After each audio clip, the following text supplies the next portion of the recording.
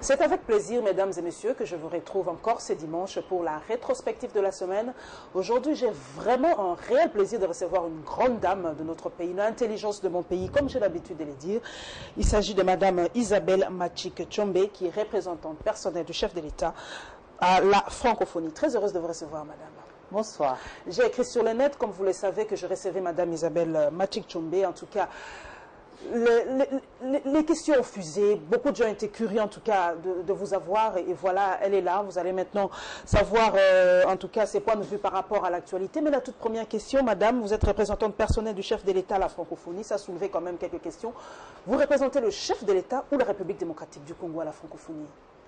Je suis nommée par le chef de l'État parce que dans la charte de la francophonie, dans une des instances de la francophonie qui est le Conseil permanent, l'État doit être représenté.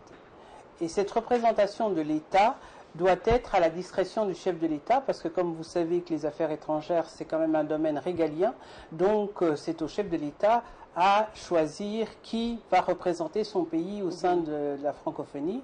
Et en l'occurrence, moi je représente le président de la République, mais en réalité je représente l'État congolais. L'État congolais. Oui. Voilà, vous vous appelez Tshombe. Donc Tshombe, c'est un nom qui a marqué l'histoire de notre pays. Moïse Tshombe, c'est le père de la sécession katangaise, pas dans le sens péjoratif du terme. Aujourd'hui, madame Isabelle Matchik-Tshombe, comment vous vivez cet héritage personnellement d'être la fille d'un grand leader, Moïse Tshombe? Mais écoutez, d'abord, c'est vrai que c'est le père de la sécession katangaise. Mais c'est aussi le père de la constitution de Luluabourg, qui a été votée par référendum mais qui n'a jamais été appliqué. Et ça a été le premier ministre de la République démocratique du Congo. Et je crois qu'aussi on lui doit cette dénomination de République démocratique du Congo, puisque la République démocratique du Congo est née avec la constitution de Luluabourg. De 64, non, 64. Voilà, 64. Ouais. Alors, évidemment, c'est un héritage, je dirais... Assez lourd? Je ne sais pas si c'est lourd, c'est parce que je voulais... C'est vrai que c'est lourd, mais ce n'est pas pesant. Ok. Hein? Vous comprenez, c'est un héritage lourd parce que c'est un nom évocateur, c'est quelqu'un qui a marqué le pays, qui est mort pour ce pays, et quelque part, il a aussi le sceau de l'excellence. Alors, être son enfant vous met en devoir aussi de représenter une certaine excellence, c'est-à-dire au moins une certaine rigueur dans le travail, mais ceci aussi présuppose que vous devez avoir le sens du service. Mais le revers de la médaille, c'est que les gens pensent que vous êtes né avec une cuillère d'argent dans la bouche. C'est vrai que l'héritage de votre père, on en parle, on le mystifie un peu. Tshombe avait beaucoup d'argent, il y avait des immeubles partout dans le monde. C'est vrai, cet héritage vous pèse aussi. Tshombe était le fils du premier millionnaire congolais qui aujourd'hui aurait été un milliardaire. Et évidemment, son père a marqué l'histoire économique de ce pays et il a marqué fortement la région du Katanga et des deux Kasaï. Et lui aussi a eu un héritage très lourd à porter, mais bon, il a réussi à faire un satisfecit de cet héritage-là. Alors, nous, il nous a effectivement transmis la même chose, mais avec toutes ces corollaires qui sont les difficultés. Parce que très souvent, vous êtes soit clivé, soit jugé simplement parce que... oui, les gens vous labellisent d'une façon positive ou négative et vous êtes toujours dans une position de démontrer que votre place n'est pas usurpée. Donc c'est ça qui est inconfortable, mais pour moi je dirais que c'est plutôt un tonus parce que ça vous force à travailler, ça vous force effectivement à ne jamais dormir sur vos lauriers. C'est vrai qu'avant d'entrer dans la rétrospective proprement dite, la sécession a duré 3 ans au Katanga. Quel est l'apport de la sécession pratiquement au Katanga? Qu'est-ce que ça a apporté pratiquement au Katanga, cette sécession? Il y avait quelque chose de bon dans la sécession. Parce que quand on parle de sécession, de fois, on voit que le côté négatif. Sécession, c'est partage, c'est quitter. Est-ce que le Katanga a quitté la République du Congo à cette époque? Qu'est-ce que ça a apporté pratiquement, cette sécession katangaise, pour le Katanga? Mais disons qu'il faut toujours voir les choses. D'abord, quelle est la cause de la sécession katangaise? La sécession katangaise n'est pas venue du jour au lendemain. Nous sommes pas les Belges qui titillaient en dessous. Parce qu'on dit que votre père était un peu la marionnette des Belges à l'époque, qui voulait garder les ressources minières du Katanga. C'est tellement plus simple de dire ça. Ah, mais je crois que aujourd'hui, avec le recul, et même à l'époque, les gens qui vivaient ces réalités-là savaient très bien que ce n'était pas une marionnette. Et on ne peut pas dire non plus que les Belges étaient les premiers supporters de mon père. Parce que quand vous connaissez mieux l'histoire, vous vous rendez compte que s'il y a eu des Belges, mais ce n'est pas le gouvernement belge qui était derrière la sécession katangaise ni mon père. Il y avait d'abord les Katangais. C'est parce qu'on veut toujours aussi confisquer cette sécession katangaise aux Katangais.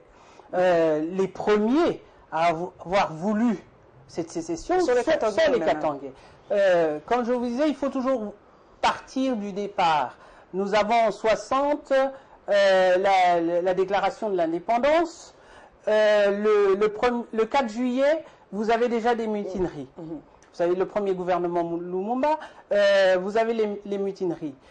Moïse Tshombe est à Kinshasa. Il a négocié, parce qu'il a aussi voté pour que Lumumba puisse devenir Premier ministre. Mais en tant que chef d'un parti politique, il y avait des négociations. Étant donné que le Katanga... Son parti politique, c'était le Konakata. Oui, la Konakata. Et étant donné que le Katanga était le poumon économique du Congo, il était normal que le Katanga demande à avoir les postes de l'économie et des finances. Mais quand le premier gouvernement Lumumba est sorti, eh bien, ils ont eu l'enseignement. Alors vous comprenez bien que... Ils se sont sentis lésés. Ils se sont sentis lésés. Donc, Moïse Tshombe était là pour continuer les négociations. Et malheureusement, à partir du 4 juillet, je vous dis, le pays s'est retrouvé à feu et à sang. Et le 9 juillet, comme les choses ne s'arrangeaient pas, il a décidé de quitter Kinshasa pour aller à Lubumbashi en se disant que, comme on est en train de détruire les tissus économiques, puisqu'on incendiait, on brûlait des entreprises, on violait des femmes. Et donc il est parti pour sauver ce qui était possible d'être sauvé, puisque, comme je vous dis, c'était le poumon économique et que c'est là qu'il y avait la plus grande industrialisation dans notre pays. Donc il est parti, pour ces raisons-là, à arrêter ses négociations avec le gouvernement. Et quand il est arrivé au Katanga, donc c'est le 9 juillet, la sécession katangaise, c'est le 11 juillet. Donc vous comprenez bien qu'il a réuni l'élite du Katanga et ils ont essayé de voir qu'est-ce qu'il fallait pour qu'ils puissent sauver ce qui était à sauver. Mais aussi, qu'est-ce qu'il fallait pour marquer fort leurs revendications. Parce que les Katangais, la Konakat était fédéraliste et qu'une bonne majorité des partis politiques congolais étaient fédéralistes, mais à la table ronde, il y a eu un changement de clivage et le côté unitariste l'a emporté. Donc, en faisant cette sécession katangaise, non seulement on voulait sauver le tissu économique katangais, mais en même temps, on voulait marquer les revendications du Katanga. Mais cette sécession katangaise avait un paradoxe, c'est que tout en déclarant un État katangais, en battant monnaie, en ayant une autonomie, les attributs de souveraineté, tous les attributs de souveraineté, et tout ça. Le Katanga continuait à payer les fonctionnaires de l'État congolais. Le Katanga continuait à s'approvisionner avec le Bandundu, alors que c'était beaucoup plus favorable pour lui de s'approvisionner avec ses pays voisins, parce qu'il ne voulait pas tuer effectivement la République naissante.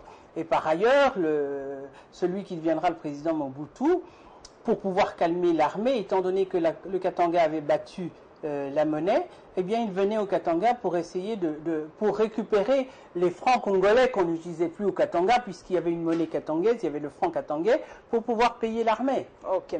Nous ouvrons donc cette rétrospective, mesdames et messieurs, par la déclaration de l'opposition par rapport aux élections et au découpage territorial et de la réaction d'un juriste par rapport à l'installation des nouvelles provinces. Plus de détails dans ce condensé.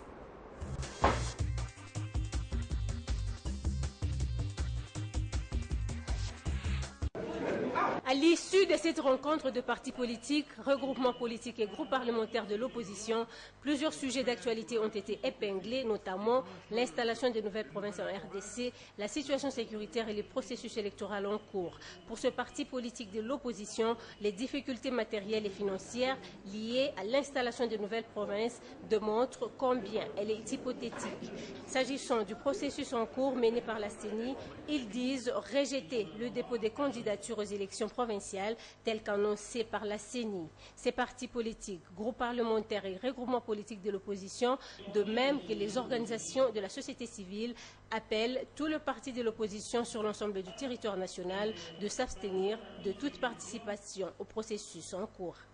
Nous observons que la CENI, comme en 2011, refuse d'honorer son engagement de réagir officiellement à notre déclaration du 27 février 2015 et continue de faire la sourde oreille à notre contre-proposition des calendriers, exigeant notamment l'enrôlement de nouveaux majeurs et le renvoi des élections urbaines, municipales et locales après les élections de novembre 2016.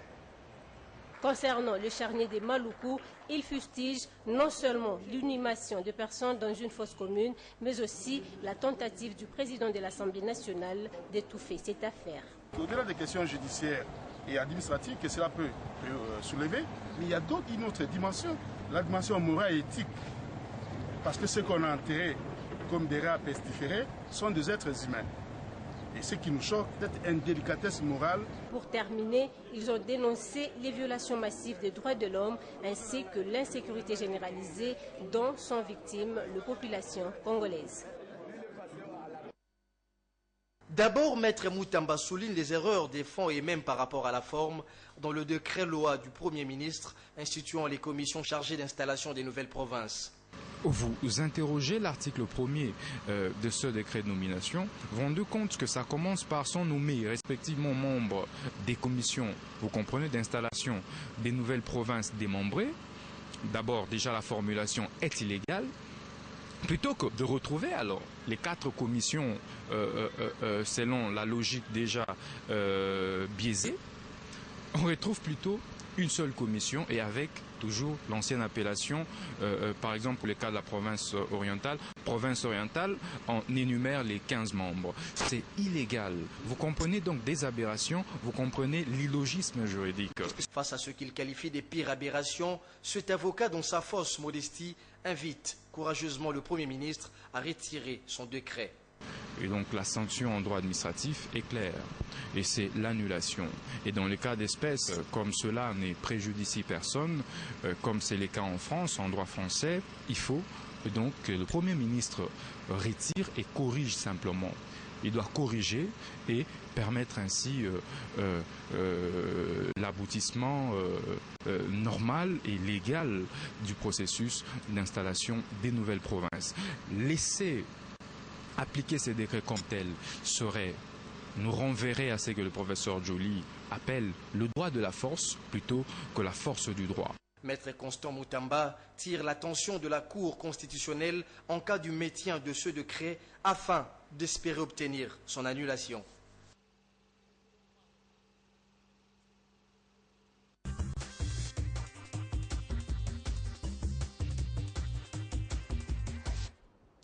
Madame Tchombe, vous l'avez dit, et tout le monde le sait, le Katanga a été à un moment le poumon économique de notre pays. Et aujourd'hui, le découpage est là. Est-ce que cela n'affaiblit-il pas un peu la force en fait, de la province du Katanga? Et les mauvaises langues disent d'ailleurs que le découpage territorial a été fait spécialement pour affaiblir le Katanga. Moi, je suis toujours très étonnée par nos comportements et notre système de pensée congolais. On n'a forcé personne. Il y a une élite qui nous a concocté, excusez-moi du terme, une constitution. C'est la même élite qui s'est battue pour que le peuple vienne la voter massivement. Les Congolais de tous bords, qui sont de la majorité aujourd'hui ou de l'opposition d'hier. le peuple a voté massivement ce référendum et a voté massivement cette constitution.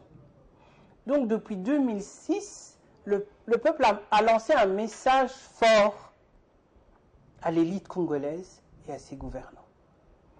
Nous avons pris plus de 10 ans, presque. Presque 10 ans pour respecter cette volonté populaire.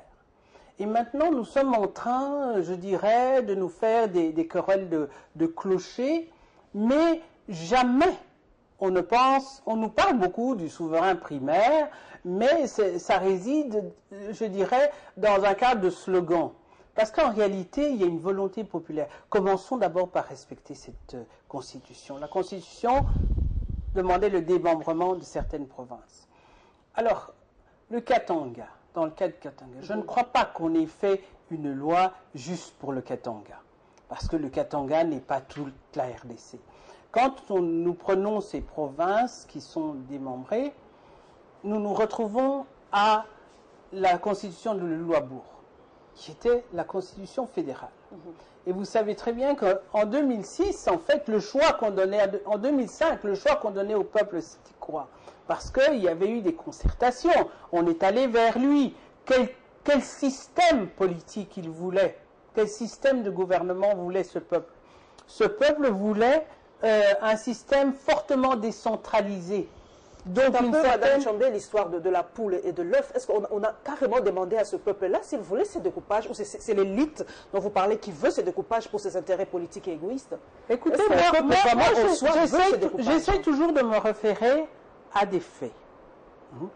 Moi, je suis, je dirais, je vous ai parlé tout à l'heure d'avant l'indépendance.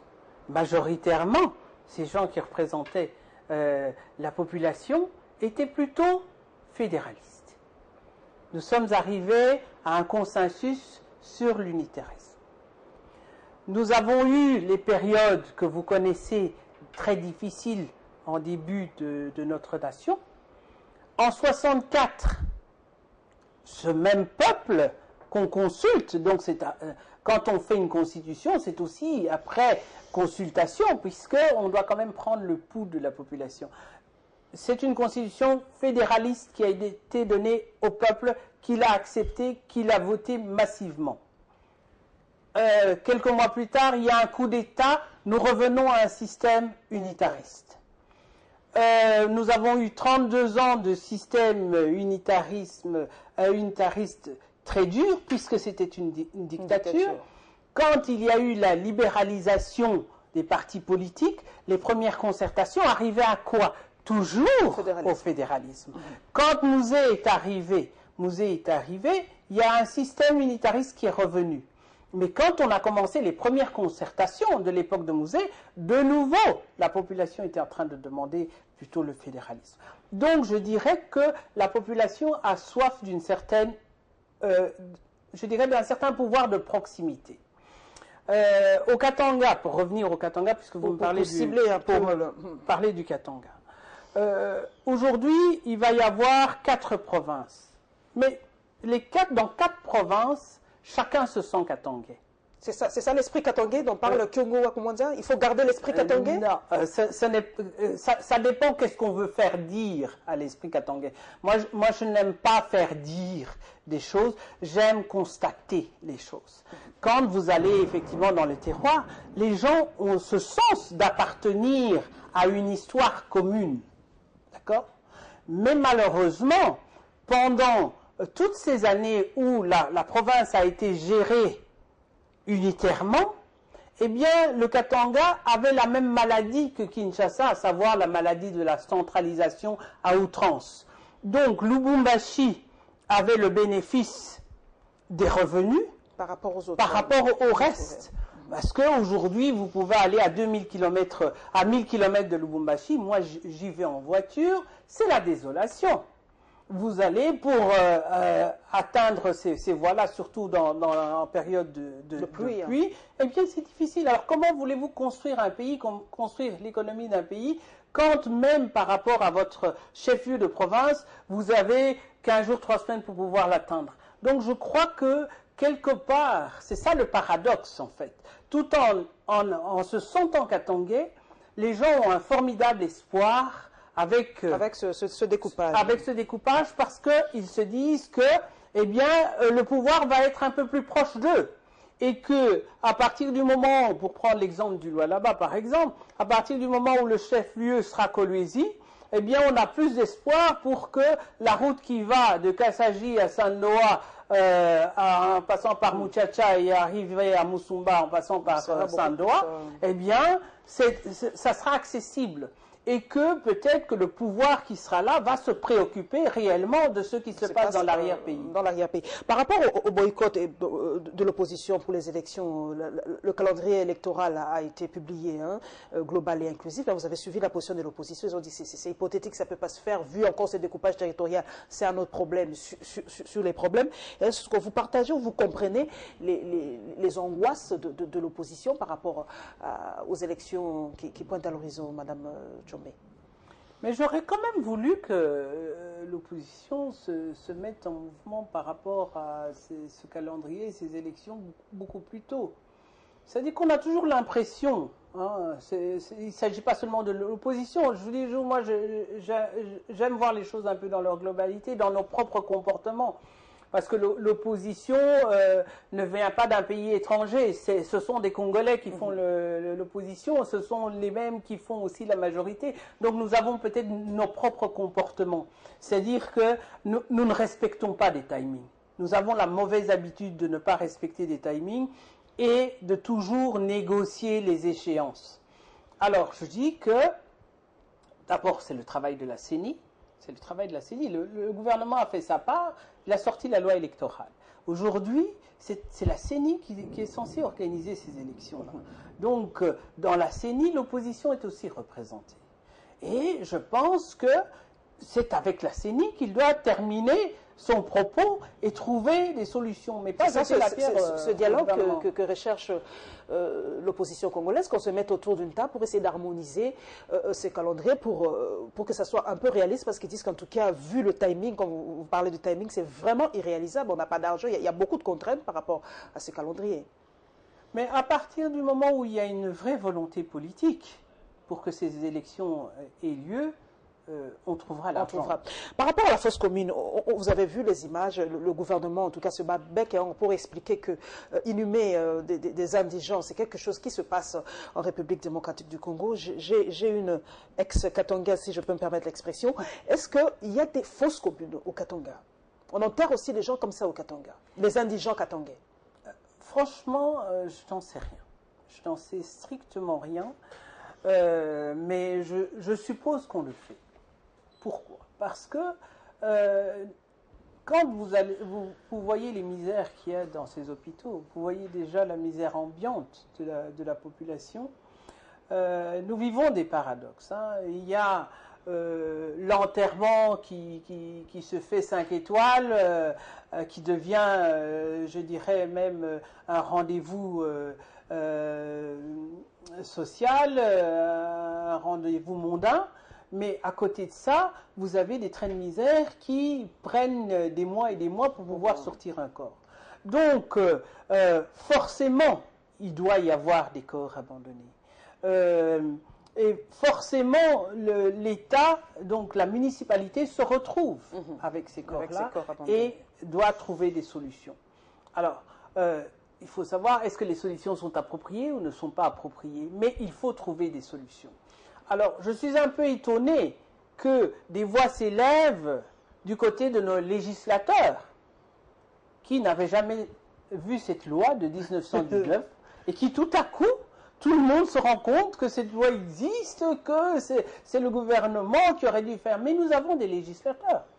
Qu'est-ce qui a empêché un membre de l'opposition qui est au Parlement de faire une proposition de loi? Moi, je n'en ai pas entendu depuis 2006. Je n'ai pas entendu de proposition de loi dans ce sens. Et puis, je dirais aussi que notre rapport à la mort a changé. Exactement, ça devient quelque chose de banal, en fait. Mais écoutez, je dirais même, visite les cimetières et vous verrez à qui vous avez affaire. Parce que nous avons des cimetières aujourd'hui, oui, bien sûr, on commence à créer de nouveau des cimetières 5 étoiles, donc on fait de nouveau des clivages entre les morts, mais grosso modo, les cimetières sont des lieux de désolation. Nous poursuivons, nous nous rendons à l'Assemblée nationale où une motion de défiance a été initiée contre le vice-premier ministre chargé de l'Intérieur et à l'audition du ministre des Affaires étrangères devant l'Assemblée sur la situation de nos compatriotes victimes de la xénophobie de quelques sujets sud-africains.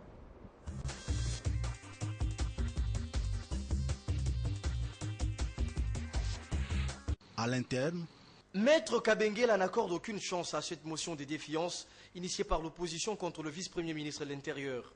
Pour cet avocat, la majorité présidentielle va rester la même. nous tombons dans les sanctions politiques qui n'ont pas tellement d'efficacité vu déjà la configuration de l'Assemblée. On va rejeter parce que depuis des législatures, la majorité n'a jamais accepté de sanctionner même ses propres enfants qui sont reconnus comme ayant mal géré, ayant commis des forfaitures. Des préjugés aux allures d'une politique d'autruche condamnée par Franck Chamala de la majorité. Vous aimez beaucoup les sanctions, mais vous n'aimez pas les récompenses. N'est-ce pas? Pourquoi vous voulez anticiper? Faisons dans la rationalité avec tout le contrôle qui va s'opérer. L'émotion, ça relève également du contrôle parlementaire, non? Laissons les contrôles se faire. Nous connaîtrons qui est responsable de quoi. Mais avant que les responsabilités ne soient établies, vous rêvez déjà de voir quelqu'un crucifié. C'est quelle mentalité que nous avons? Comme si cela ne suffisait pas, pour Maître Kabengela, il encourage l'opposition à saisir les juridictions internationales, ce qui apparaît le mieux pour lui. Il faut envisager, il faut documenter le parquet près la Cour pénale internationale afin que des poursuites soient dirigées pour que plus rien de semblable ne se produise dans notre pays. Ici, Franck Chamala se met dans tous ses états. Il condamne encore une fois cette démarche. Ah, donc le dossier n'est même pas encore constitué. Mais déjà on dit, mais c'est quelle démarche? Vous n'avez aucun élément dans le dossier, mais vous pensez déjà aux instances internationales. Ça relève de l'extraversion qui caractérise nos amis de l'opposition qui pensent que les meilleures solutions doivent venir d'ailleurs. Nous allons voir Obama. Nous allons voir. Mais non. Moi, je crois en moi-même. Je crois en notre capacité d'épuiser en nous les solutions qui sont enfouies là, en nous. Jusqu'où ira l'affaire fausse commune ou tombe collective, visiblement, son dénouement n'est pas annoncé pour bientôt. Les violences teintées de xénophobie faisant de victimes, parmi lesquelles des sujets RD congolais en Afrique du Sud, étaient au menu des échanges ce jour à l'Assemblée nationale. Pour tirer au clair cette affaire, le bureau de l'Assemblée nationale, sur initiative de son président, a fait venir le ministre des Affaires étrangères. Raymond Chibanda a révélé à la plénière les démarches entreprises par le gouvernement afin de garantir la sécurisation des sujets RD congolais immigrés en République sud-africaine. Au jour d'aujourd'hui, le ministre des Affaires étrangères confirme l'initiation des mesures plus rassurantes quant aux perspectives de l'amélioration de la situation sécuritaire au pays de Mandela. Il a promis en outre que la question sera sur la table de discussion lors de la rencontre de la commission mixte République démocratique du Congo, République sud-africaine. Le patron de la diplomatie congolaise projette la descente en Afrique du Sud du vice-ministre des Congolais de l'étranger afin de recueillir amples informations. Une démarche entreprise depuis le 16 avril dernier. Jusqu'à ce jour, il n'y a pas de répondant du côté de la primature. D'où ces coups de gueule des députés. Ce que nous déplorons, et ça nous avons suivi de l'audition du ministre, c'est l'attitude plutôt de notre gouvernement. Vous avez suivi que depuis près de 10 jours, un membre du gouvernement attend du Premier ministre un ordre de mission pour aller s'enquérir de la situation. Nous nous demandons que fait le Premier ministre dans son bureau. Nous pensons que là, il affiche une attitude qui rime à une irresponsabilité qui révolte. La plénière de ces jours a été consacrée aussi à l'examen du projet de loi portant création de l'ordre des chirurgiens dentistes. Le dit projet de loi, présenté par le ministre de la Santé, a été jugé recevable par la Chambre des députés.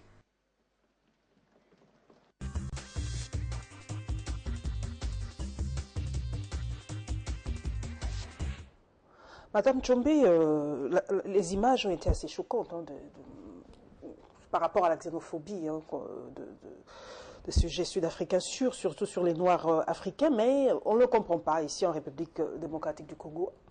L'apathie de notre gouvernement pour réagir vraiment illico presto par rapport à cela. Quand on voit par exemple la réaction du gouvernement nigérien qui a presque fait pression sur les Sud-Africains, on a l'impression qu'aujourd'hui la République sud-africaine nous colonise entre guillemets un peu. On ne parvient pas à être fort ou dur par rapport au gouvernement sud-africain. Pourquoi? Écoutez, moi je ne suis pas dans le gouvernement, donc je ne sais pas très bien qu'est-ce qui milite. Moi je suis choquée simplement en tant que Congolaise.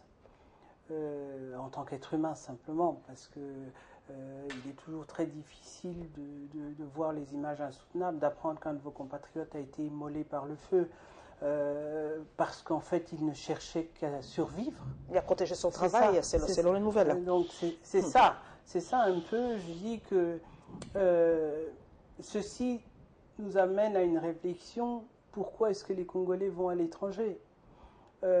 Il faudrait que nous puissions travailler, le gouvernement puisse travailler de manière à ce que quand le Congolais part à l'étranger, c'est pas parce qu'il n'a pas le choix. Vous comprenez?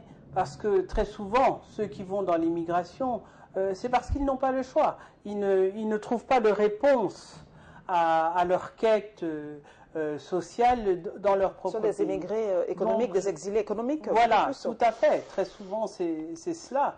Et c'est d'autant plus choquant que quand on arrive en Afrique, parce que quand on arrive en Afrique, on a l'impression qu'on est un peu chez soi aussi, mais en réalité, on n'est pas chez soi parce que chaque pays a ses propres problèmes économiques et que l'étranger a toujours bon dos. C'est le premier qu'on accuse de tous les maux. Le bouc émissaire, en fait. Oui, c'est le bouc émissaire. Donc, je pense qu'il est urgent, effectivement, qu'on puisse réagir et j'espère que depuis que le ministre Chibanda a parlé, le ministre des Congolais de l'étranger a pu se rendre en Afrique du Sud, parce qu'on l'a dit, depuis qu'on a déposé les dossiers à la primature, le Premier ministre n'a toujours pas réagi. C'est quand même, on se pose la question, c'est quand même des Congolais qui vivent en Afrique du Sud, qui sont molestés, qui vivent dans des conditions inhumaines. Pourquoi le Premier ministre ne réagit pas? Je sais qu'il est assez... par rapport à l'agent ici, il est un peu matata, excusez l'euphémisme, mais c'est quand même des compatriotes qui sont en Afrique du Sud dans des conditions assez inhumaines. Pourquoi ne pas faire diligence pour une fois? C'est incompréhensible. Écoutez, je dirais que moi, avec ma petite voix, je suis là simplement pour plaider pour cette cause-là, pour qu'effectivement on puisse répondre urgemment à cette question-là. Parce que c'est vrai que très souvent, quand vous abordez certains Congolais à l'étranger. Moi-même, j'ai été une Congolaise de l'étranger. Quand j'étais, à l'époque, quand j'étais Congolaise à l'étranger, il y avait une boutade qu'on nous sortait. On disait que parce qu'il y avait très souvent des kidnappings, etc., des détournements et tout, on disait toujours que les terroristes ne choisissaient jamais les Congolais parce qu'ils étaient sûrs que leur pays n'allait pas payer. Alors donc, c'est assez triste. Ça me sauve aussi, mais c'est quand même assez triste.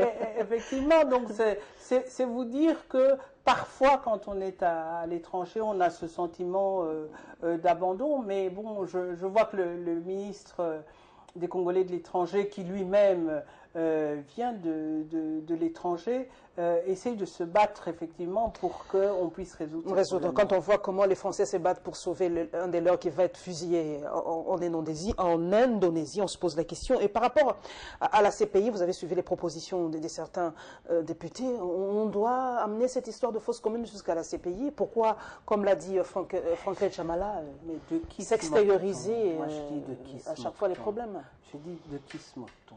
D'abord, je crois que nous devons arriver à un moment donné à avoir une certaine maturité politique.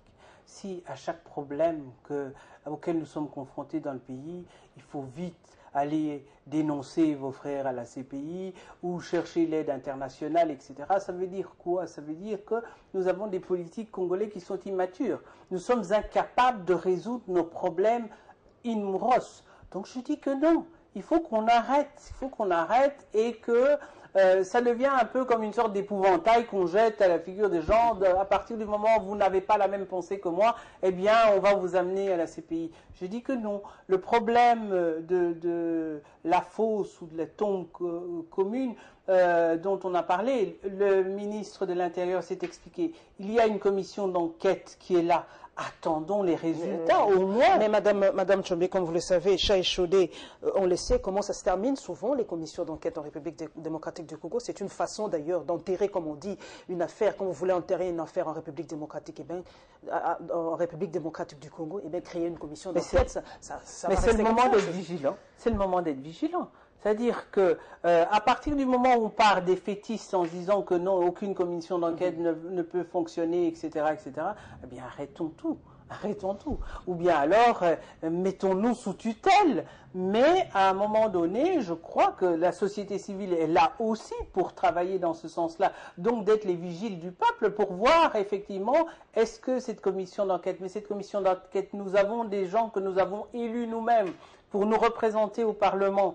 Eh bien, c'est à eux à vigiler pour que cette commission d'enquête aboutisse.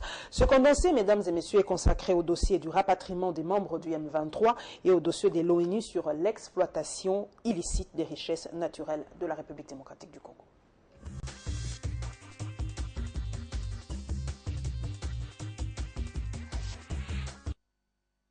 Mission accomplie pour le vice-ministre de la Défense nationale, René Sibou. Dans son allocution, il a rassuré les observateurs de la conférence internationale pour la région de Grand Lac du rapatriement volontaire de quelques 13 ex-combattants du M23. René Sibou a instruit ce dernier sur le bien fondé de leur retour dans leur pays d'origine. Celle-ci constitue la dernière visite et la dernière chance donnée à ceux qui veulent rentrer de rentrer au Congo. Le gouvernement de la République ne passera pas tout son temps à faire des va-et-vient pour parler des forces négatives et de leur retour. Ces ex-rebelles ont exprimé à leur tour leur satisfaction pour avoir regagné leur pays. Je pense, demain ou après-demain, notre pays trouvera un bon avenir.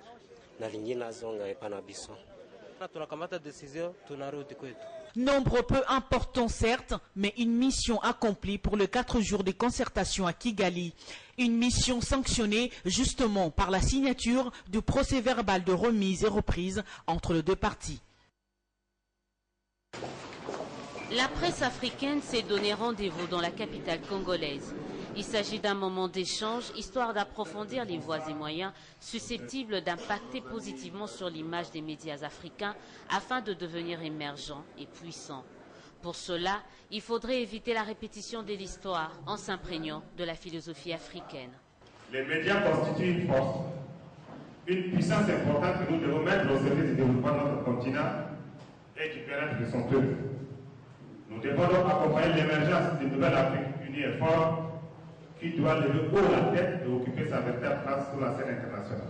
Le ministre des Médias salue l'initiative, laquelle cadre avec la vision du chef de l'État. Lambert Mende estime par ailleurs qu'il est temps que l'Africain devienne l'écrivain de sa propre histoire. Et dans cette quête, le journaliste est appelé à jouer pleinement sa partition. Il est impératif que les médias africains changent radicalement leur logiciel, aussi bien dans l'approche que dans le rôle et la responsabilité qui sont les leurs concernant l'avenir du continent africain. Ils doivent jouer leur partition dans cette renaissance africaine, en contribuant largement à entretenir l'espoir, à maintenir l'opinion en éveil, en titillant à bon escient les décideurs de tous ordres, à changer l'image et le regard sur l'Afrique. Les contradictions des médias africains face à la renaissance du continent, les médias congolais à l'épreuve du Congo bashing et de la contagion à la pensée néocoloniale, presse et renaissance africaine, telles sont là quelques thématiques qui seront développées pendant ce 2 jours de symposium.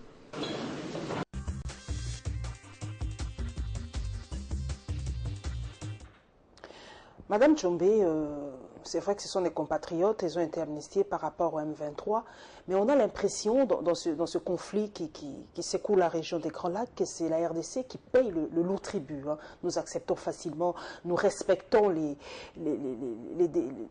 contrats, nous acceptons ce qu'on a signé en fait, par rapport à... Mais pourquoi nous les respectons, nous, et pas les autres? On a l'impression que le Congo, la RDC est le maillon faible dans la sous-région des Grands Lacs. Je ne sais pas si le respecter la parole donnée et les protocoles d'accord qu'on signe soit un indice de faiblesse. Au contraire, je crois que c'est très très important C'est important que, à partir du moment où on a pris des engagements, que le gouvernement a pris des engagements, qu'il faut les respecter. Si ceux d'en face ne les respectent pas, nous devons peut-être marteler haut et fort qu'ils doivent le faire. Mais je crois qu'on ne peut pas mettre le gouvernement en discrédit parce qu'il respecte sa parole. C'est vrai que nous avons, Madame Tchombe, dialogué avec nos forces négatives, nous avons dialogué avec le M23, nous avons dialogué avec d'autres forces négatives. La communauté internationale nous met la pression dessus et nous le faisons. Pourquoi ne pas faire la même chose par rapport au Rwanda, par exemple, de négocier avec ses propres FDLR? Parce qu'à la fin du compte, ils sévissent chez nous, ils tuent chez nous, ils pillent chez nous, mais chez eux, il n'y a rien. Pourquoi ne pas prendre le même comportement comme ce qui s'est passé chez nous, faire la même chose au Rwanda, au Burundi, en Ouganda, pour qu'enfin ça s'arrête? Soit il y a des gens qui tirent les ficelles de cette situation, c'est pas possible. Non, mais moi-même, en tant que représentante personnelle du chef de l'État à la francophonie... Vous en parlez là-bas de ce dossier? Nous avons énormément, moi personnellement, j'ai beaucoup dénoncé cet état de fait et effectivement une certaine complicité par le silence qui se passe en faveur du Rwanda, parce que effectivement dans cette guerre, d'abord nous avons payé un lourd tribut. Aujourd'hui, ce qui est chiffré en perte pour la RDC, c'est autant que le génocide juif de la Deuxième Guerre mondiale. C'est pourtant le génocide rwandais qui est mis en exergue. À 6 millions de morts. Il y a beaucoup de morts en RDC. J'ai l'impression que très souvent les morts congolais ne pèsent pas grand-chose. En 2000, moi-même à l'Assemblée générale de l'ONU, en tant que représentant du gouvernement, puisque j'étais au gouvernement à l'époque, j'avais dénoncé cet état de fait et surtout les violences qui étaient faites par rapport aux femmes. Et c'était en 2000. Et déjà, je disais, je pense qu'il faudra qu'il y ait des morts médiatiques, c'est-à-dire des chiffres importants qui puissent casser les lucarnes des télévisions et des médias internationaux pour que peut-être on se penche sur le problème et le drame que vit la RDC au jour le jour, que les femmes de la RDC vivent au jour le jour. Donc je crois qu'on ne doit pas arrêter de le dénoncer.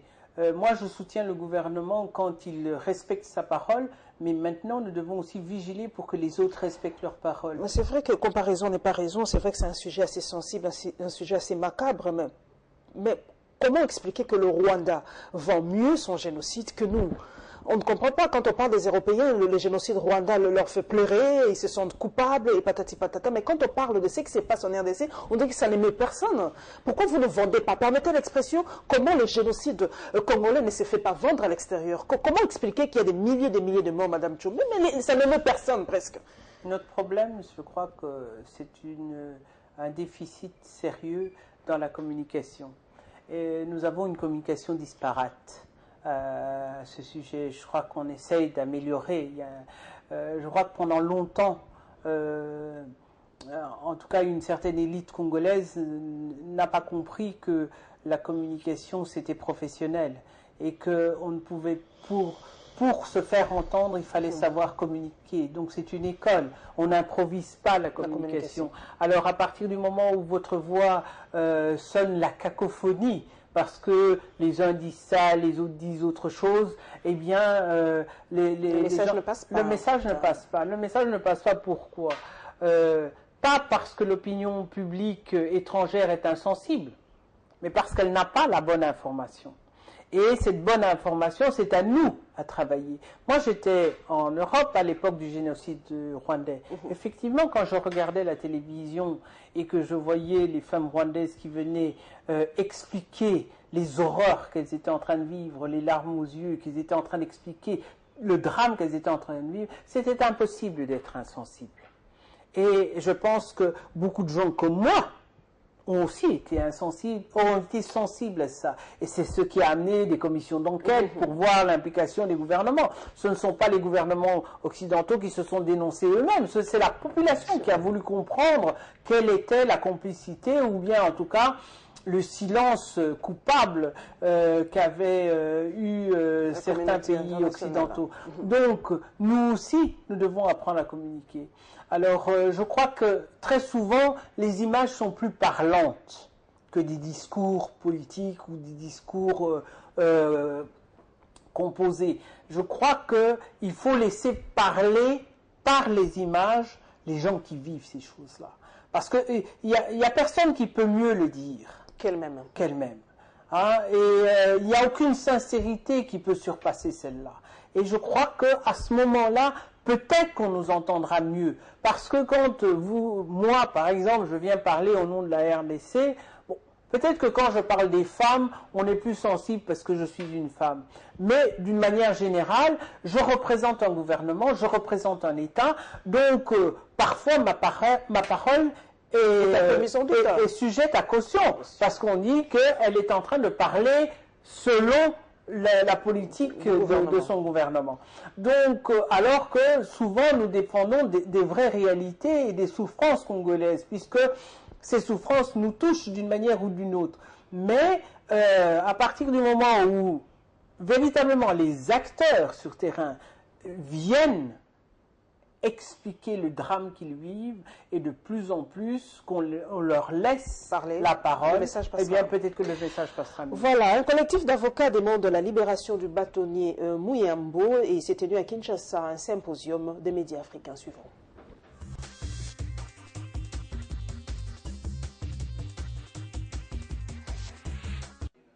L'état de santé de Jean-Claude Muyambo se dégrade jour après jour. Selon Georges Kapiamba, le pied gauche de son client a été traumatisé depuis le jour de son arrestation. Il avait été sérieusement brutalisé par les agents, et cela était dû au fait que lorsque la porte avait été cassée, il avait entendu le bruit, il était sorti dans ses habits avec lesquels il avait passé la nuit en pyjama. Lorsqu'il est sorti de la porte de la chambre et qu'il a fait face directement de ces éléments, il leur avait demandé de lui accorder juste un petit temps, tiraillé par les agents.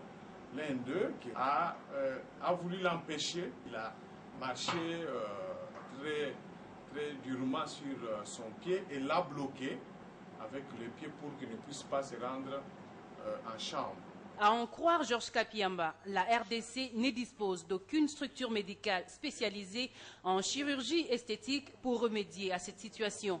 D'où la nécessité de l'évacuation du prisonnier Muyambo à l'étranger pour éviter l'irréparable. C'est une opération qui est orthopédiste, mais couplée avec une opération d'esthétique.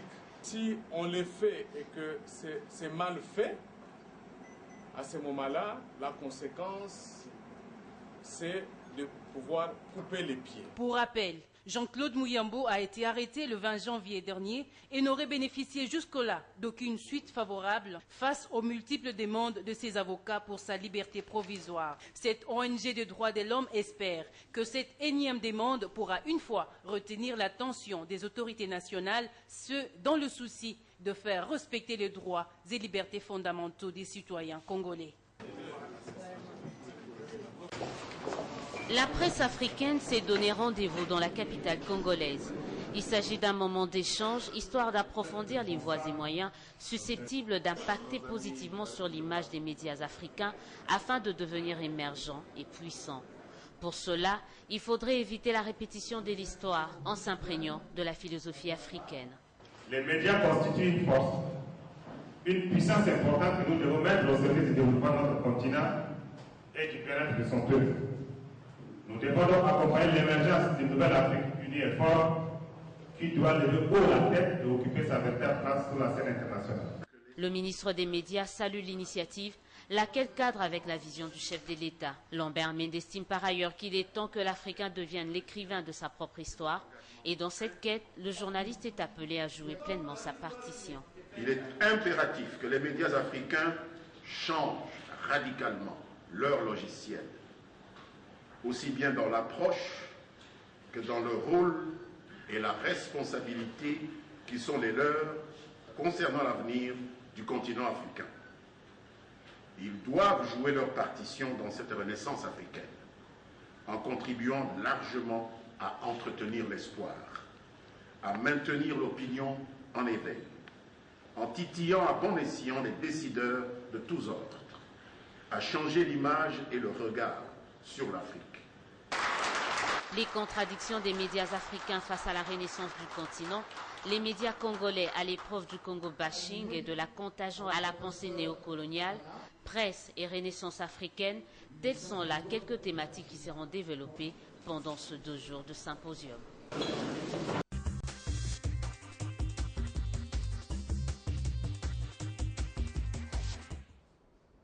Madame Tchombe, on l'a suivi, vous et nous. Pour le bâtonnier Muyambo, c'est une opération d'esthétique. On demande pour réparer la jambe.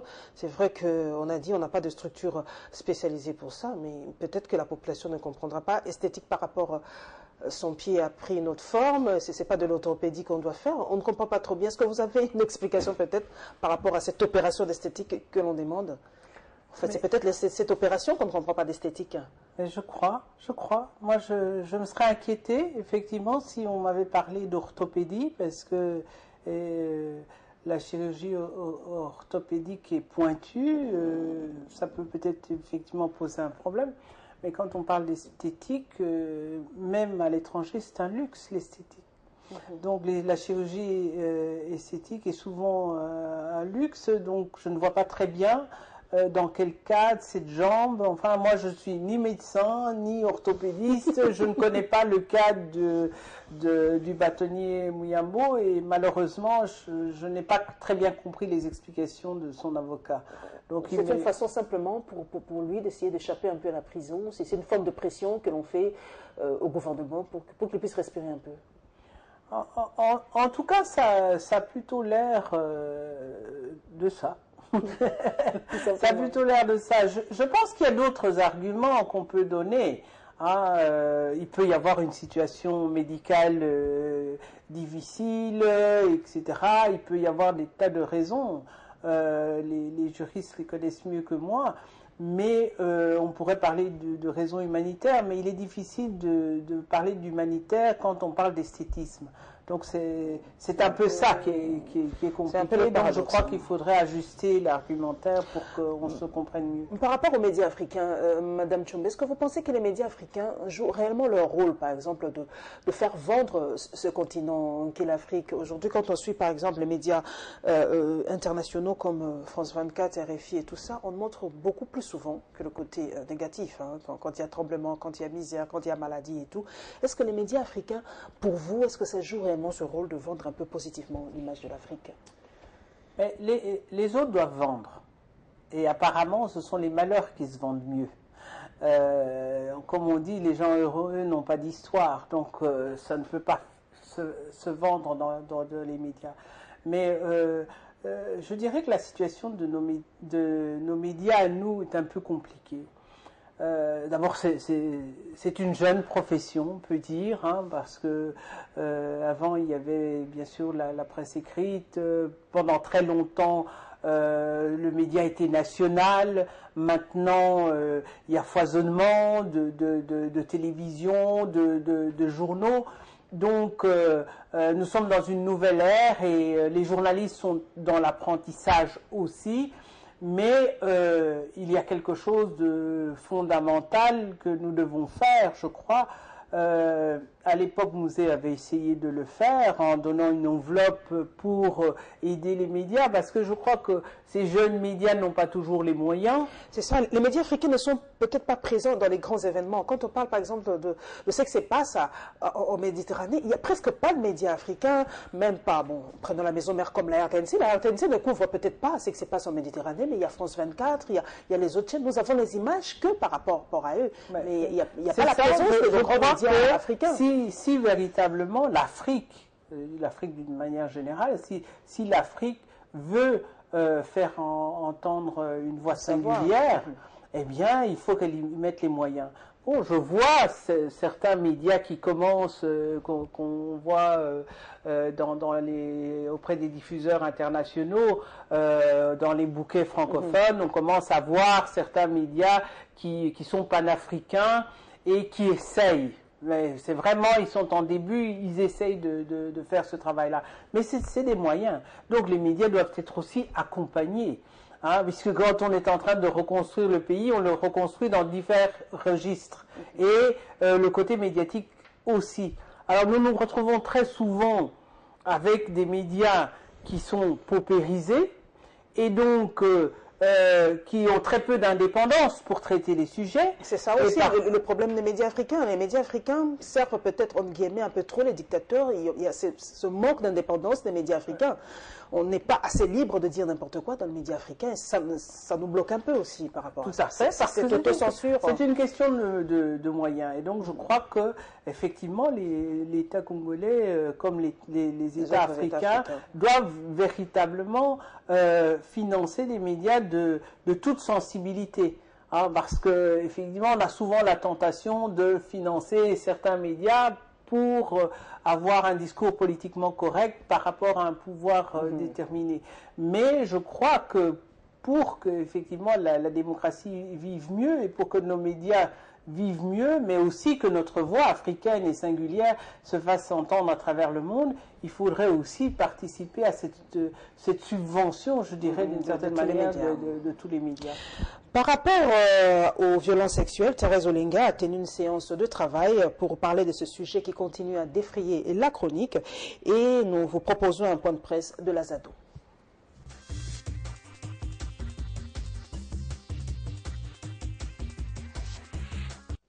Cette série d'audiences axée sur la défense des droits de la femme, de l'enfant et de la famille a tourné autour de la seule demande d'implication et d'accompagnement de la ministre provinciale du genre, chacune des structures dans le domaine qui la concerne. C'est le cas avec la cellule d'études et planification du ministère du genre. Cette démarche auprès de Thérèse Olenga entre dans le cadre du processus d'implantation des groupes thématiques genre au niveau provincial. C'est une décision qui a été prise lors du premier forum des ministres et chefs de division provinciaux en charge du genre.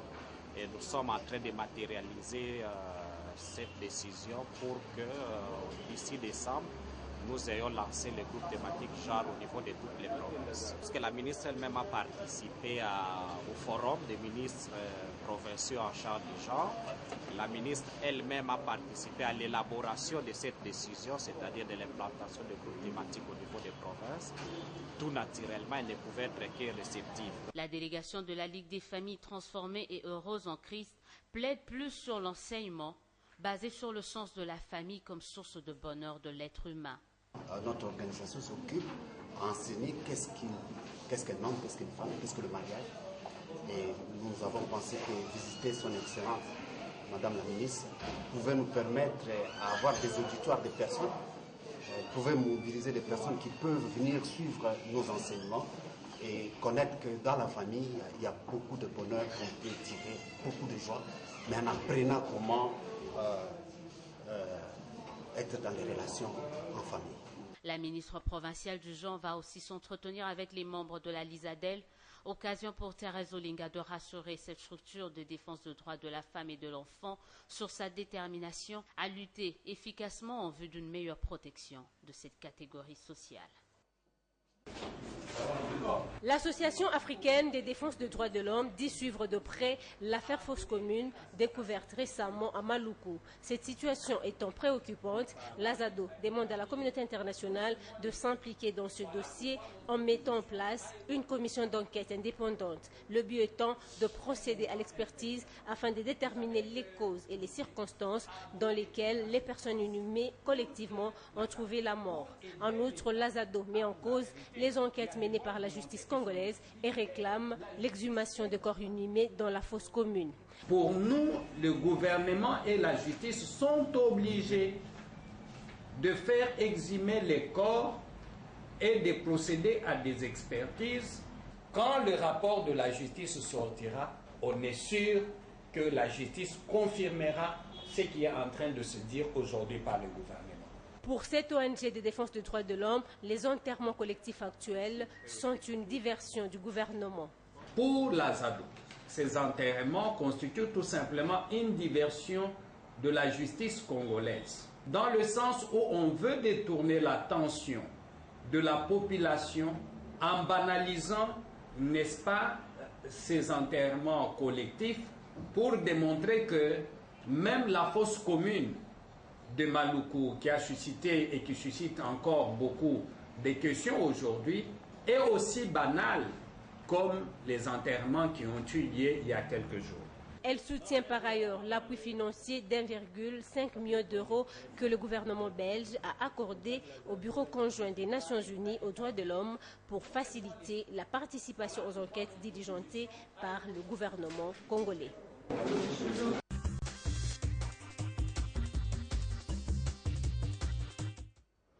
Madame Tshombe, vous êtes une femme de poids, une femme compétente, une femme sensible. Quand on dit, par exemple, que la République démocratique du Congo est vraiment parmi les premiers pays où se pratique le viol des femmes, qu'est-ce que vous ressentez, vous, personnellement? Mais écoutez, moi, je le vis très mal. Je le vis très mal parce que, comme vous avez dit, je suis une femme.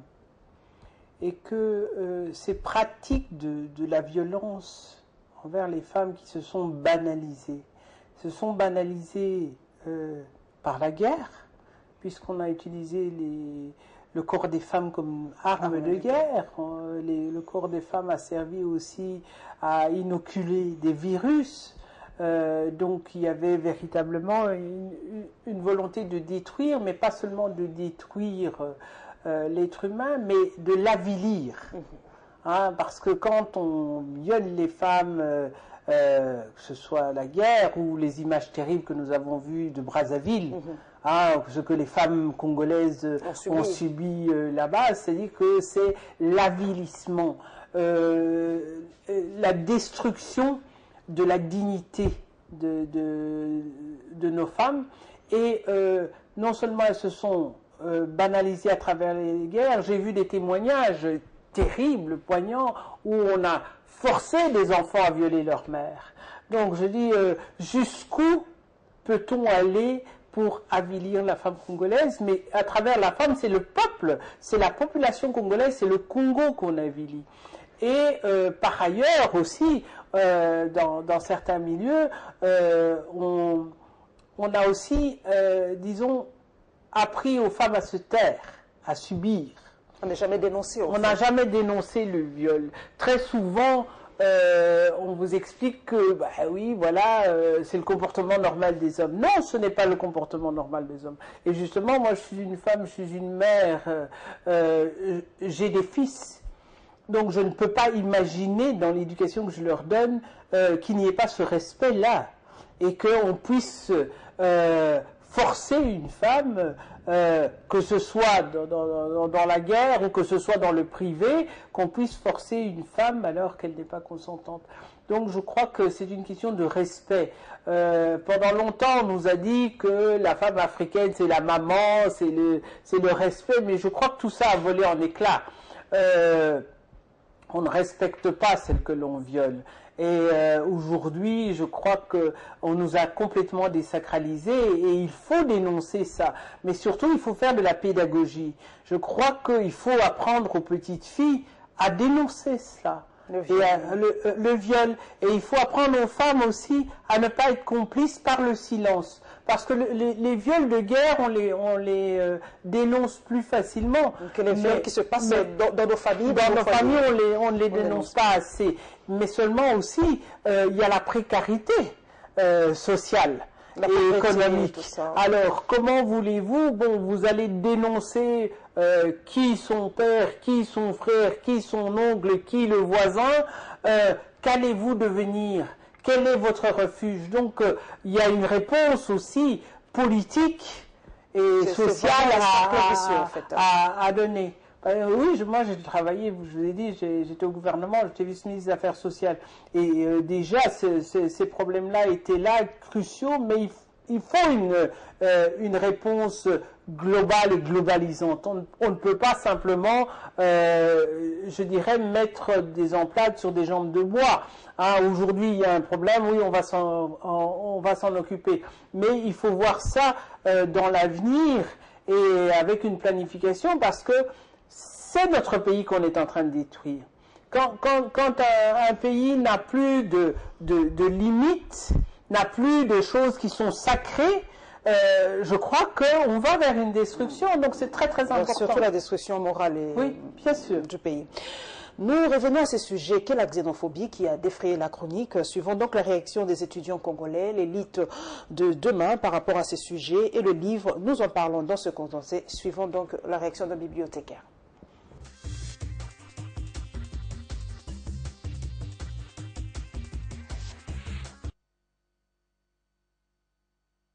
On aurait compris que cela se passe en Occident. On dirait encore que voilà, les colons, nos anciens colons, j'allais dire, se comportent encore de manière cruelle. Mais là, ce ne sont pas des colons, ce sont nos frères africains que nous avons soutenus. Quand je dis nous, c'est nous Africains. Parce que vous vous rappellerez qu'à l'époque de l'apartheid, toutes les nations du monde, et notamment les pays africains, s'étaient levés pour soutenir l'Afrique du Sud de Mandela, que Mandela lui-même voulait un pays arc-en-ciel qui ne l'est pas aujourd'hui. Parce que rendez-vous compte, vous vous rendez compte que nos frères congolais et autres ressortissants africains en Afrique du Sud sont tués, sont brûlés vifs. Nous avons vu les images. Alors c'est pour cette raison que nous avons dit non. Il faut que nous dénoncions ce comportement macabre qui ne peut en aucune manière être accepté par un être humain normal. Alors, et nous en appelons effectivement à une mobilisation devant l'ambassade de l'Afrique du Sud le jeudi, ce jeudi 25 avril, pour pouvoir dénoncer cela. Nous en appelons à tous les étudiants de l'UPC, du campus, de l'ISTA, pas dans le désordre, mais dans le calme, que tout le monde soit très bien habillé. Nous venons juste nous mettre devant l'ambassade de l'Afrique du Sud pour faire voir, en fait, pour manifester notre mécontentement. Je ne dirais pas colère, parce que si nous allons dans la dimension de la colère, ça peut dégénérer. Je parle du mécontentement, que nous n'acceptons pas effectivement que nos frères africains puissent tuer d'autres Africains, alors qu'ils doivent se sentir à l'aise, ils doivent se sentir chez eux, mais malheureusement, ils se sentent véritablement sur une terre étrangère. Livre, c'est quoi? À en croire Clarisse Bakashinde, bibliothécaire et documentaliste, la plupart de ses électeurs sont des étudiants, des professeurs et des chercheurs indépendants. Les CD-Surc ont environ plus de 15 000 volumes d'ouvrages, dont le plus sollicité sont les livres de médecine, informatique, ainsi que les livres de droit. C'est une bibliothèque interuniversitaire, c'est-à-dire quoi? Le public cible, c'est d'abord les étudiants, le professeur, les assistants, mais c'est beaucoup plus des étudiants qui viennent à la bibliothèque parce qu'ils ont des travaux à réaliser. Non? Ils peuvent venir pour réaliser un travail de fin de cycle, de TFC, travail pratique, de mémoire, de thèse, ainsi de suite. Donc c'est plus des étudiants qui viennent à la bibliothèque par rapport à d'autres catégories que j'ai citées tantôt. Pour cette bibliothécaire, les CD-Surc est les plus fréquentés avec une capacité de 120 places, dont la moyenne en semaine est de 30 personnes. Elle offre à ses électeurs une documentation numérique qui leur permette de faire de recherches en ligne. On a informatisé notre catalogue, donc on a les ouvrages physiques, on a informatisé le catalogue qui est un document qui présente tous les documents que nous possédons. À part ça, nous avons de la documentation numérique, comme quoi il y a des articles scientifiques, il y a des documents en ligne qui permettent aussi aux chercheurs d'avoir la connaissance. Les lecteurs trouvés sur place fréquentent en moyenne la bibliothèque 3 fois par semaine et pour des raisons de recherche. Pour rappel, cette journée a été initiée par l'UNESCO en 1995 pour promouvoir la lecture, l'industrie éditoriale, la protection intellectuelle à travers le droit d'auteur.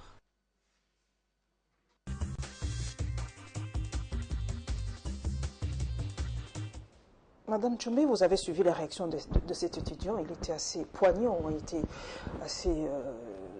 vraiment, tout le monde ne comprend pas cette réaction des Sud-Africains, surtout par rapport aux Noirs africains. Comme il a dit, nous avons soutenu le combat de Mandela, l'apartheid. Nous tous, nous avons combattu d'une façon ou d'une autre l'apartheid, mais aujourd'hui, on ne comprend pas cette haine contre l'étranger, surtout les Noirs africains. Est-ce que vous comprenez cette haine? Est-ce que la pauvreté peut nous rendre aussi inhumains? Ou la crise économique, ou la faim? On dit ventre affamé n'a point d'oreille, c'est vrai. Mais vous rappelez effectivement que l'Afrique a été solidaire avec l'Afrique du Sud. Nous tous, nous toutes et tous, nous avons effectivement marché qui en RDC, qui en Europe a marché, a dénoncé la situation difficile que vivaient les Africains du Sud, les Noirs, que cette situation qu'ils vivaient politiquement, socialement, et nous les avons accompagnés. Alors effectivement, nous sommes choqués de voir aujourd'hui que on a oublié tout ça. Et que aujourd'hui, les enfants de l'apartheid, si l'apartheid est terminé, eh bien aujourd'hui, les enfants de l'apartheid ne sont plus hospitaliers. Et ça a de quoi choquer. Je comprends cet étudiant. Moi, quand j'étais étudiante, j'avais la rage au cœur aussi quand on nous dénonçait tout cela. Mais je crois que cette révolte est légitime.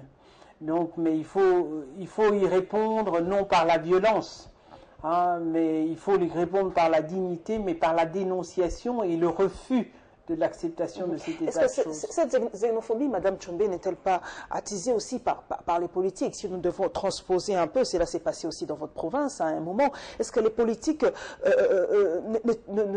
n'utilisent pas de fois la faiblesse ou leur échec, montent les peuples les uns envers eux pour cacher un peu leur échec social ou leur échec politique dans un pays? Mais c'est vrai que je ne sais pas si c'est le cas de l'Afrique du Sud. Mais c'est la vrai, politique sociale envers les Noirs. Mais ce que vous êtes en train de dire est tout à fait juste. C'est-à-dire que très souvent, quand les politiques sont aux abois, c'est-à-dire qu'ils manquent d'idées, d'imagination pour trouver des solutions sociales aux problèmes qui se posent ou des solutions économiques, alors eh bien, on trouve un bouc émissaire. Et le bouc émissaire, c'est le mieux présentable, c'est l'étranger. Et c'est dommage que aujourd'hui l'étranger soit votre frère noir, que l'étranger soit votre frère, votre voisin, et que hier c'était lui qui luttait aussi pour vous. Donc je crois que c'est dommage, mais très souvent aussi les gens qui ont des problèmes économiques terribles, eh bien ils luttent chaque jour pour la survie. Donc quand on leur dit que c'est l'étranger qui vole vos emplois, eh bien ils répondent présents à la violence. Et je crois que ça, on doit faire très très attention. Vous avez cité le cas du Katanga. C'est vrai que le Katanga, à un moment donné, on a eu à vivre cela, mais il est vrai aussi que la situation n'est pas identique à celle de l'Afrique du Sud. C'est-à-dire que au Katanga, c'était un peu plus compliqué que ça, dans le sens où nous avions la politique centrale qui, quelque part, avait créé des clivages dans les propres provinces où les cadres du Katanga ne se retrouvaient pas.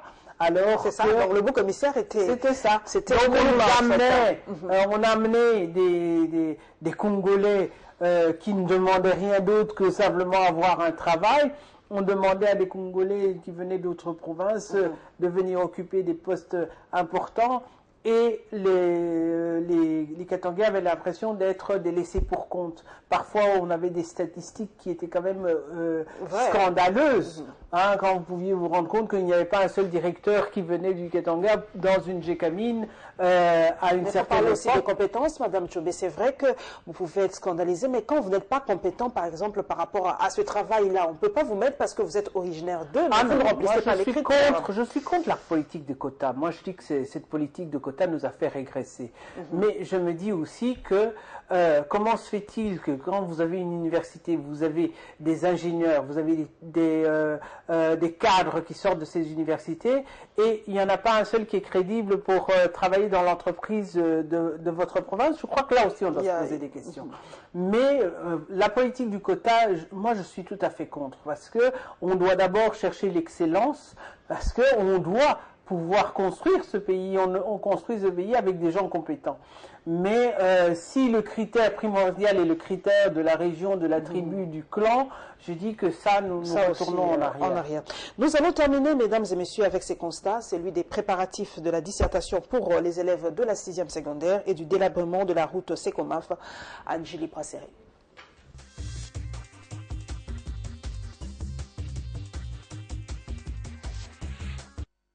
est fin prêt pour la passation des épreuves des hors-sessions de l'examen d'État édition 2014-2015 ici à l'Institut Notre-Dame de Fatima.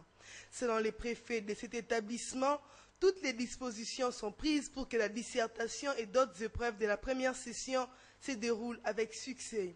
Au niveau de l'école, nous avons organisé des exercices de dissertation que les élèves ont présentés. Nos finalistes ont présenté l'épreuve de dissertation pour le compte du jury catholique, ce qui constitue une préparation à l'examen d'État qui aura lieu le 28 avril. Quant aux autres épreuves, notamment l'oral de français et la pratique professionnelle, nous sommes en train de préparer nos élèves et ils ont présenté l'oral de français avec nos professeurs, présenté le pré-jury de pratique, ce qui fait qu'une fois arrivés à l'examen d'État, ces élèves n'auront pas peur parce qu'ils ont été déjà préparés au niveau de l'école. Quant aux élèves candidats finalistes, les morales semblent être bien en place en dépit de quelques stress et émotions. Au début, vu que quand on parlait des jurys catholiques, des dissertations, d'examens d'État, on avait un peu peur parce que les gens disaient que non, c'est vraiment difficile les examens, c'est vraiment difficile les jurys catholiques. Mais les professeurs nous ont rassurés, juste si vous étudiez, vous vous donnez plus et tout va aller de mieux. On se prépare très bien, on lit les livres, on n'a pas d'enfance. On est prêt pour l'affronter. Les préfets des études de l'Institut Notre-Dame de Fatima, Kombadissa, formulent le vœu de voir ses élèves distingués dans toutes les épreuves. La route Sekomaf, dans son tronçon compris entre les quartiers 6, 9 et 13, dont la municipalité d'Endjili se trouve dans un état piteux. Ici, au rond-point d'Ungandunga, un lac artificiel et un élu domicile progresse lentement mais sûrement. Pourtant, plusieurs travaux de remblayage ont été réalisés sur cet axe sans succès. La route est totalement impraticable, surtout lorsque dame la pluie s'annonce, grande est la désolation. La circulation des véhicules, mais également de personnes, pose problème. Des véhicules s'embourbent, situation qui empêche aux automobilistes d'atteindre la destination. Ils sont obligés de rebrousser chemin au risque d'endommager leurs engins. Nous souffrons à cause de ces mauvais états de route et nos véhicules tombent souvent en panne. Qu'on nous aide à réhabiliter cette route. D'autres conducteurs préfèrent dévier la route pour contrer cet obstacle. La population s'en plaint et demande aux gouvernants de réhabiliter cette artère principale de cette périphérie. Cette route, c'est une route qui nous amène tout à manger ici à Kinshasa. Alors, et nous demandons au gouverneur de la ville s'il va avoir l'amabilité de nous aider afin que cette route soit réalisée. Les Ndjilois attendent impatiemment la matérialisation des travaux de modernisation sur cet axe où la tuyauterie de la CEP court également le risque d'être endommagée par les engins, d'autant plus qu'elle est exposée à l'air libre.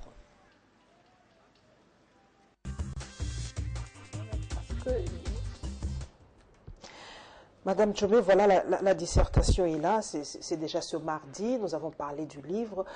Quel constat avez-vous établi par rapport au livre? Est-ce que les jeunes aujourd'hui lisent beaucoup, même les grandes personnes? Est-ce que le livre est vendable en RDC aujourd'hui? Mais on ne lit pas beaucoup. Je voyage beaucoup et c'est très rare qu'on me demande de rapporter des livres. On me demande des tas de choses, mais rarement. Mais il y a quand même des gens qui me demandent de rapporter des livres, souvent des étudiants, mais aussi des adultes. Mais je vous dirais que c'est quand même assez rare. Mais j'observe et je me dis, mais qu'est-ce qui peut donner aux gens le goût de la lecture? Le livre coûte extrêmement cher. Je n'ai jamais compris pourquoi en RDC le livre coûte excessivement cher. Mais le livre est taxé comme n'importe quel produit importé. Or, le livre ne peut pas être considéré comme un luxe. C'est un outil indispensable pour l'apprentissage. On est quand même sidéré dans certaines universités que j'ai eu à visiter, quand vous voyez les mémoires des étudiants et que vous regardez la bibliographie. Eh bien, la bibliographie, ce sont d'autres mémoires. Donc ça veut dire quoi? Ça veut dire qu'il y a des difficultés d'accès aux livres. Donc il faudrait, je crois... que le gouvernement revoie un peu. Moi je fais vraiment un plaidoyer dans ce sens-là. J'étais invité à la journée du livre par le ministre de la Culture. Effectivement, je fais un plaidoyer. J'ai vu la Bibliothèque nationale. Quand vous avez déjà la Bibliothèque nationale, voir l'état de la Bibliothèque nationale, voir sa surface et voir les conditions dans lesquelles les gens travaillent là-bas, on se dit que vraiment la RDC n'a pas mis un accent particulier sur le livre et sur la mémoire collective. Parce que le livre, comment voulez-vous susciter le goût du livre si nous-mêmes nous ne cultivons pas cette mémoire collective? Nos archives ne sont pas on ne comprend même pas l'importance des archives. Alors comment est-ce que nous allons transmettre à nos enfants cette nécessité d'apprendre ce goût de la lecture et aussi, surtout, de connaître notre propre histoire? Comment inciter des Congolais à écrire? Parce que quand vous avez une vocation d'écrivain, c'est pour avoir des lecteurs. Mais si vos lecteurs, vous ne pouvez pas les toucher parce que le livre est beaucoup trop cher, je crois que ça aussi c'est un frein. Que peut-on faire? On doit détaxer les livres ou par les matières premières qui permettent Moi je crois qu'il faut détaxer les livres et surtout aider les imprimeries, ici les éditeurs qui se battent pour essayer d'éditer des livres, parce que le livre fait partie intégrante de notre propre culture.